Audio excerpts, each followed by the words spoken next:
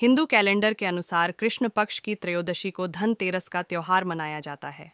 यह 5 दिन चलने वाले दीपावली उत्सव का पहला दिन होता है। धनतेरस से ही 3 दिन तक चलने वाला गोत्रीरात्र व्रत भी शुरू होता है। आओ जानते हैं इस दिन खरीदे जाने वाली 5 खास वस्तुएं और खरीदे जाने का मुहूर्त। सोना खरीदना। इस दिन सोने या चांदी के आभूषण खरीदने की परंपरा भी है। सोना भी लक्ष्मी और बृहस्पति का प्रतीक है, इसलिए सोना खरीदें। कुछ लोग सोने या चांदी के सिक्के खरीदते हैं। बर्तन खरीदना। इस दिन पुराने बर्तनों को बदलकर यथाशक्ति तांबे, पीतल, चांदी के गृह उपयोगी नवीन बर्तन खरीदते हैं। पीतल के बर्तन लक्ष्मी और बृहस्पति के प्रतीक हैं।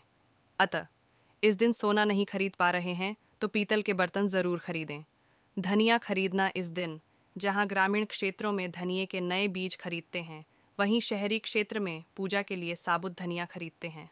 इस दिन सूखे धनिया के बीज को पीसकर गुड़ के साथ मिलकर एक मिश्रण बनाकर नैवेद्य तैयार करते हैं। अन्य वस्तुएं।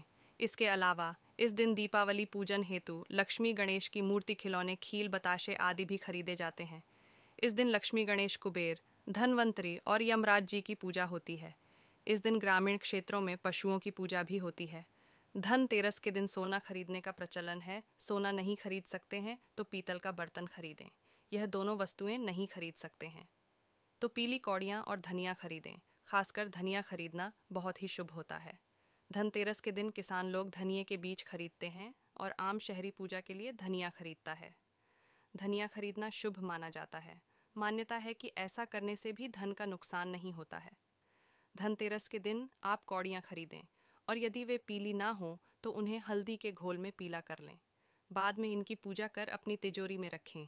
इसके अलावा धनतेरस के दिन शुभ मुहूर्त देखकर बाजार से गांठ वाली पीली हल्दी अथवा काली हल्दी को घर लाएं। इस हल्दी को कोरे कपड़े पर रखकर स्थापित करें तथा षडोषोपचार से पूजन करें। दान करें। धनतेरस के दिन यदि आप चीनी, बताशा, खीर, चावल, सफ़ेद कपद्धा आदि अन्य सफ़ेद वस्तुएं दान करते हैं तो आपको धन की कमी नहीं होगी। जमा पूंजी बढ़ने के साथ ही कार्यों में आ रही बाधाएं भी दूर होंगी। इस दिन यदि आपके दरवाजे पर कोई भिखारी, जमादार या गरीब व्यक्ति आए तो उसे खाली हाथ न भेजें। आप कुछ न कुछ उसे ज़रूर दें। इससे माँ लक्ष्मी प्रसन्न होती हैं और आपको समृद्धि का आशीष देती हैं। इससे आपको हर कार्य में अपार सफलता भी मिलेगी। इस दिन आप किसी मंदिर में जाकर केले का पौधा या कोई सुगंधित पौधा लगाएं। जैसे जैसे ये हरे भरे और बड़े होंगे, आपको जीवन में भी सफलताएं बढ़ेंगी। इस दिन अन्नदान, वस्त्रदान, लोहदान और मंदिर में झाड़ू दान करने के भी प्रचलन है। धनतेरस पर यमराज जो दीपदान किया जाता है, या कहें कि उनके निमित्त घर के चारों ओर दीप जलाकर उनकी पूजा की जाती है। आखिर धनतेरस पर यमराज की पूजा क्यों की जाती है, इसके पीछे 2 कथाएं प्रचलित हैं। पहली कथा। इस कथा के अनुसार एक बार यमदूत एक राजा को उठाकर नरक ले आए। नरक में राजा ने यमदूत से कहा कि मुझे नरक क्यों लाए हो, मैंने तो कोई पाप नहीं किया है। इस पर यमदूत ने कहा कि एक बार एक भूखे विप्र को आपने अपने द्वार से भूखा ही लौटा दिया था, इसीलिए नरक लाए हैं। राजा ने कहा कि नरक में जाने से पहले मुझे 1 वर्ष का समय दो। यमदूत ने यमराज की सलाह पर 1 वर्ष का समय दे दिया। राजा पुनर्जीवित हो गया और फिर वह ऋषि मुनियों के पास गया और उसने उन्हें अपनी सारी कहानी बता दी।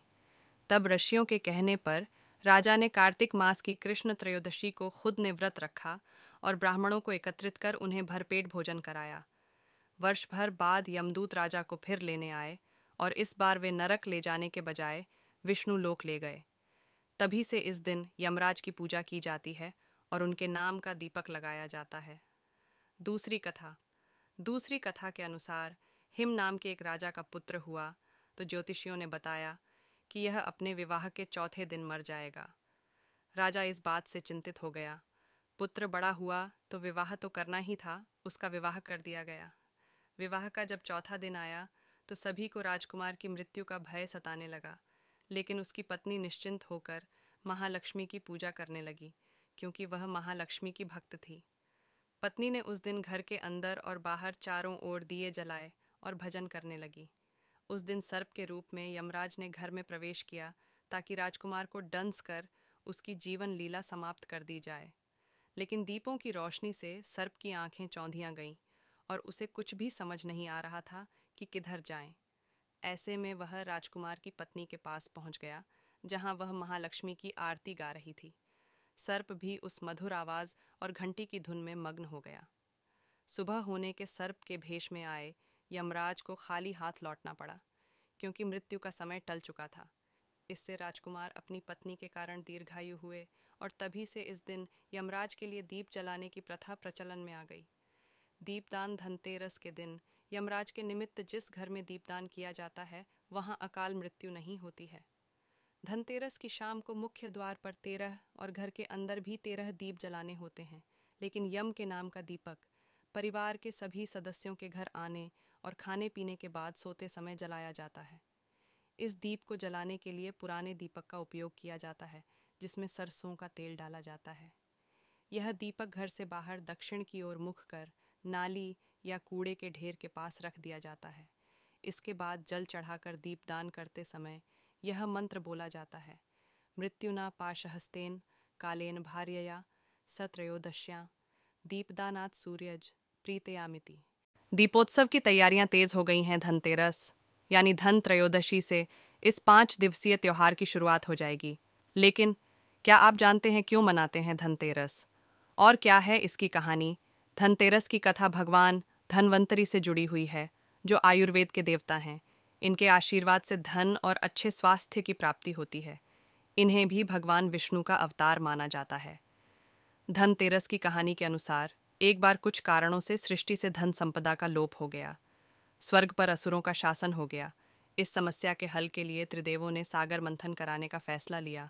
इसके लिए देव और दानवों में सहमति बनाई गई। क्षीर सागर में मंथन के लिए भगवान विष्णु ने कच्छप अवतार धारण किया। उनके ऊपर मंदराचल पर्वत को मथानी बनाई गई और वासुकी रस्सी बने। फिर सभी देवताओं और दानवों ने सागर मंथन शुरू किया। इसी से कार्तिक कृष्ण त्रयोदशी तिथि के दिन 14 रत्न प्रकट हुए। इसी में भगवान धनवंतरी और माँ लक्ष्मी भी थीं। माँ लक्ष्मी धन और सुख संपदा की देवी हैं, तो भगवान धनवंतरी धन और आरोग्य के देवता हैं। इसलिए इस दिन भगवान धनवंतरी के साथ इस दिन माता लक्ष्मी धन के देवता, कुबेर और मृत्यु के देवता यमराज की भी पूजा की जाती है। इसी दिन से दीपावली का पर्व शुरू हो जाता है, और इस दिन सोना चांदी या नए बर्तन खरीदना बहुत ही शुभ माना जाता है। कहा जाता है कि इस दिन भगवान धनवंतरी की पूजा करने से जातक को आरोग्य की प्राप्ति भी होती है। वहीं माँ लक्ष्मी और कुबेर देवता की पूजा से धन लाभ होता है, जिससे घर में बरकत बनी रहती है।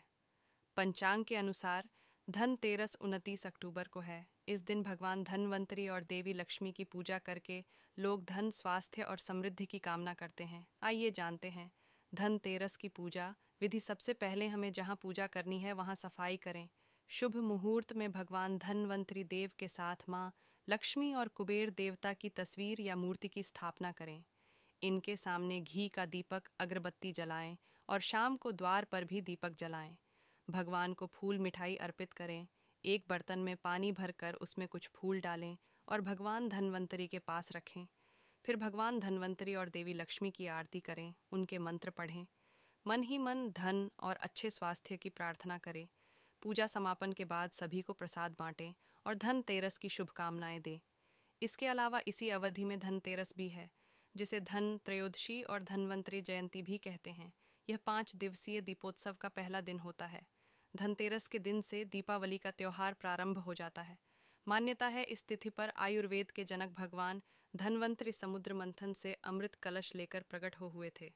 इसी कारण से हर वर्ष धनतेरस पर बर्तन खरीदने की